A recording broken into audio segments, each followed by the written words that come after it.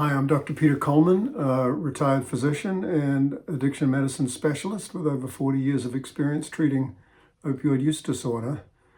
Today we're going to talk about one of the three reasons why opioid dependence is really difficult problem to have. It's different than other addictions and needs to be taken more seriously by the patients who have it. They need to work really hard at their recovery. Today we're going to talk about tolerance and withdrawal. My patient Jerry came in quite a few years ago now, and I remember when I talked to him and got his history, he told me that he tried some oxys at a party when he was about 21, 22, and he liked the way it felt, and he used it again the next day, and then he liked it, he used it the next day. He was physically dependent within 2 weeks. When he didn't have it, after 2 weeks, he started feeling withdrawal symptoms. He just didn't know what it was to start with. He was just feeling weak and tired and no energy and achy and stuff like that. But as soon as he took some oxys, he felt better again, and that just kept going from there. And of course, with tolerance, people need more and more, and things get worse and worse. Withdrawal off opioids, every drug has a bad withdrawal syndrome. There are differences. Opioids, drug withdrawal is usually the opposite of the positive or the good effects that drugs have. So opioids are painkillers. I mean, they work on the endorphin receptors and they overpower it. So they give enormous amounts of pain relief, not just physical pain, but emotional pain. So people feel like no pain. Someone said it's like a hug from God. They just absolutely love that feeling. Everything seems blissful and peaceful, and there's not a care in the world, not a problem in the world. Withdrawal's the exact opposite. Everything is horrible. Everything hurts. Your bones hurt, your legs hurt, your head hurts, you have stomach hurts. In addition to that, you have diarrhea and vomiting, you have cold chills, you can't sleep. You just feel horrible. Patients have described it to me like their bones are being scraped. It starts after 8 to 12 hours. Sometimes it starts getting worse and worse and worse and worse. It usually peaks at around day 5 to day 7. Most people can't make it past 1 day or 2 days. They give in. They tell themselves, I'll just use a little bit and I'll stop again tomorrow. But that never works. So trying to go through cold turkey on their own is almost impossible.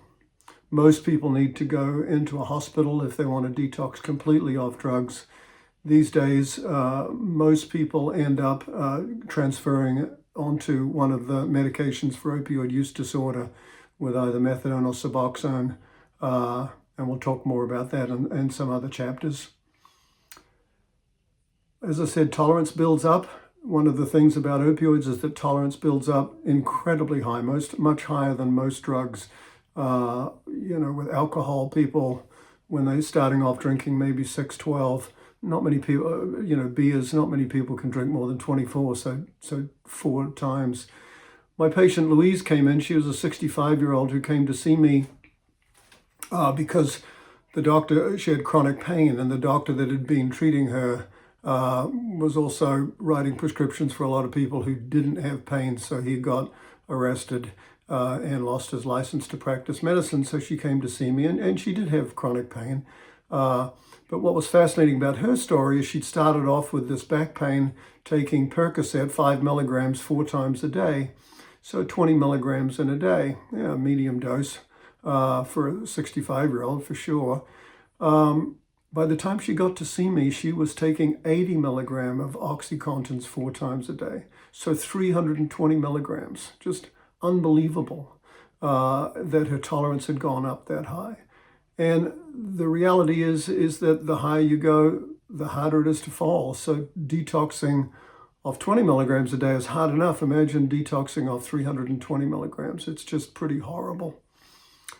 The other nasty thing about opioid dependence is the post-acute withdrawal, because we know that a withdrawal happens in kind of 2 phases. There's the acute withdrawal that, like I said, peaks at around day 7, and by day 10 to 14, people are usually starting to feel at least a lot better, but not completely better. They still don't feel great. And that post-acute withdrawal is mild withdrawal symptoms that can go on for a year and sometimes even a couple of years. It's mild, so people can tolerate it, but it's low energy. It's feeling achy. It's not sleeping quite as well. It's just not feeling quite right. That seems like an awful long time, but other diseases take, a long time to heal as well. I'm thinking of my father who fell out of a peach tree when he was about 60, broke both his ankles, and horrible pain, But again, with his bones healing, within 8 weeks he was feeling pretty good, but not normal. He couldn't walk fast. He couldn't do much. It was about 6 months before he could even walk and start playing golf again. And it was probably 12 to 24 months before he could hike back in the New Zealand mountains like he liked to do. So it took time for that to heal, and it takes time for the opioid dependence to heal. But it does heal, and that's the good news.